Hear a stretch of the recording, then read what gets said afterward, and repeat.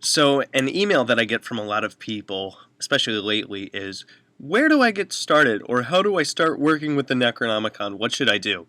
Let's answer that. Necronomicon is coming. So, a lot of the information that I'm going to be covering in this video has been covered in other videos before, I think, and in like prerequisite skills and things like that. So I'll probably be repeating myself a little bit. It's been a little while since I made a video. I have over 800 subscribers now. Thanks, guys. And keep those emails coming. But also remember that a lot of the things that people email me about, you can find those answers in my previous videos. So review my videos and stuff a lot with the different mechanics and different aspects before sending me an email. I'm fine with questions and all that stuff, but a lot of the things that you guys are asking can be answered in my previous videos. So for those of you that are like, this is interesting, I kind of want to get into this.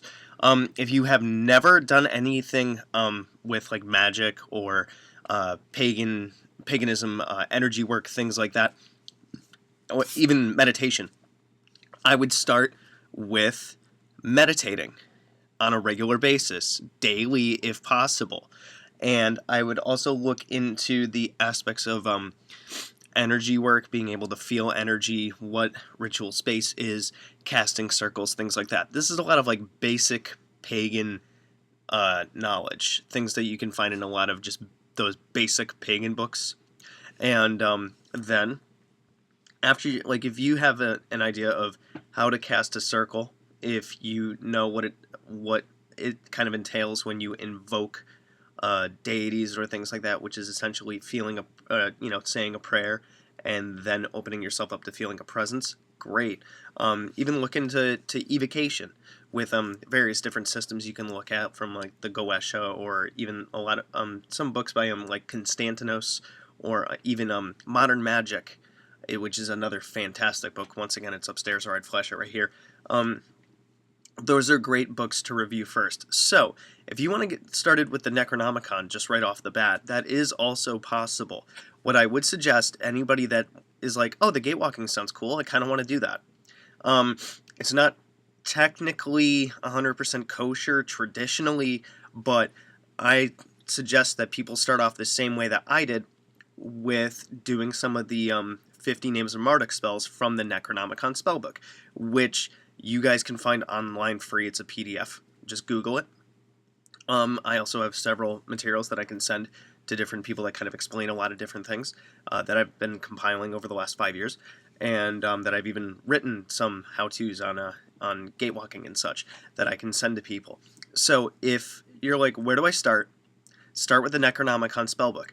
Then I always get well, how do I do that? There's 7 steps in the book. That's what you follow. And then I get questions like, well, what's okay, I read those 7 steps, well, like, what do I do? I can't stay up until 3 a.m. You can't stay up until 3 a.m.? Do it when it's dark out, or when you're alone. Why? The idea behind doing it when it's 3 a.m. is because nobody's going to notice you're doing anything because everyone else is asleep. It's that whole allegory of staying hidden, staying safe. And today, when you're in your own house, do it whenever you want. I personally only like to do them at night. I don't know why. That's just what works for me. So then, well, how do I do a prayer? What do I visualize? You think about what you want. You find through the descriptions of the 50, what name of Marduk would be most beneficial for you to work with given your situation. You boil your intent down to one specific phrase that you can repeat over and over, almost like a mantra, as you are, after you do the Zikia Kanpa, Ziana Kanpa, etc., and then you sit and you close your eyes, or you sit and you stare at the sigil. You repeat that phrase in your head. You close your eyes and you see yourself having that goal. And I know that step actually happens twice. You do the whole visualization thing, seeing your goal, repeating that mantra, Zikia Kanpa, Ziana Kanpa, etc. Then do the same thing again, and then dismiss the spirit with spirit of the earth, remember, spirit of the sky, remember. Okay. So, after doing some of those 50 Name of Marduk spells for a while, maybe a month or two. Just the more that you do them, and if you're aiming towards one goal, do that same prayer with that same sigil on that same piece of paper several times, and carry it with you or hide it until your goal is reached. When your goal is reached, you cut that sigil up. I always rep mine right in half to break the sigil. Another question: do all the sigils have to have a circle around it? Are they drawn that way? Yes. Then put a circle around it. Do I need to cast a circle when I do a 50 Name of Marduk spell? No, you don't. And part of that, in one of my other videos, circles mess up the communication between you and the spirit. It's a barrier. Come through and can't hear you properly. It's like fuzz in a phone call. So don't cast a circle. That's representative of protection for yourself and representative of fear. Like, you want to work with somebody, but you want to put roadblocks. Doesn't really work.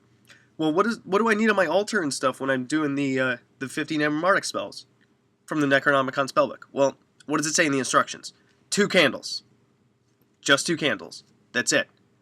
Nothing more, nothing less.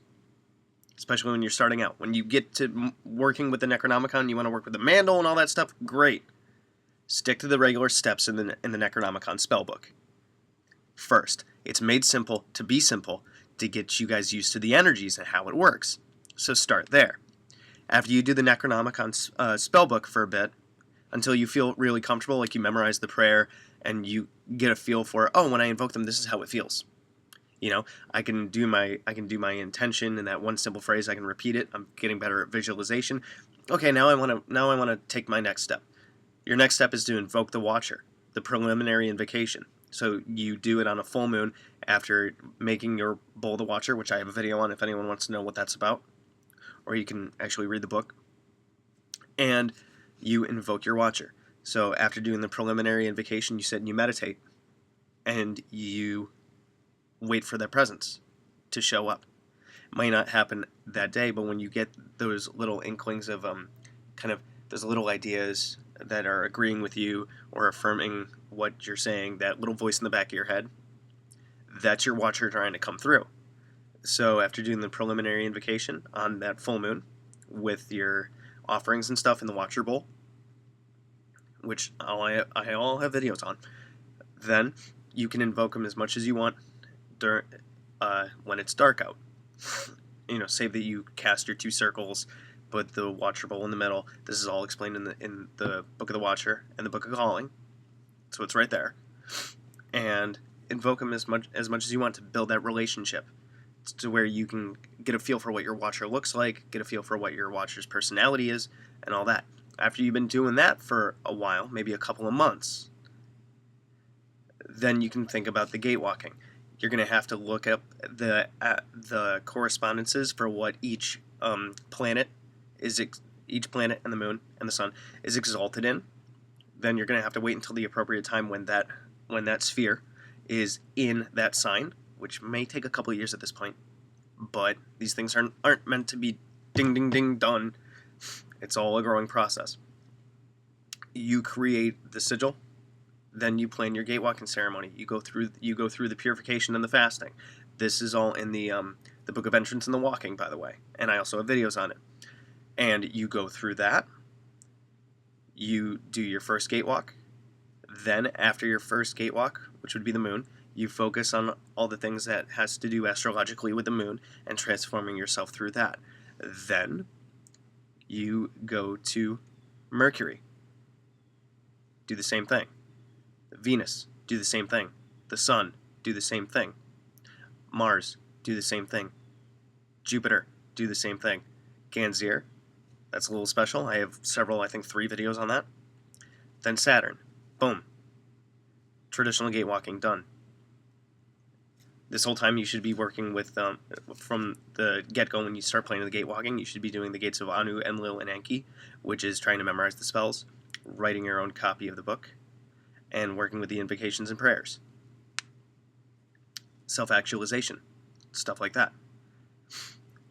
Then, you're working with the shiny herd, which is observing the zodiac and how it affects you all the time. This is months, years down the road, by the way.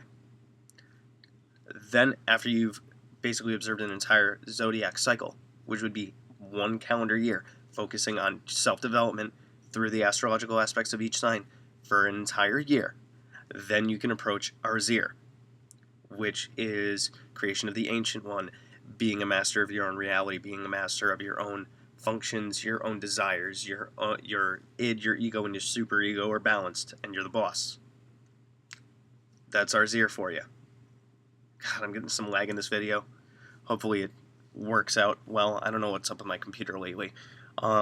So that's all of it in a nutshell. Remember, if you guys have questions, check out my other videos first, because I answer a truckload of stuff in all of my other vids. So hopefully this helps.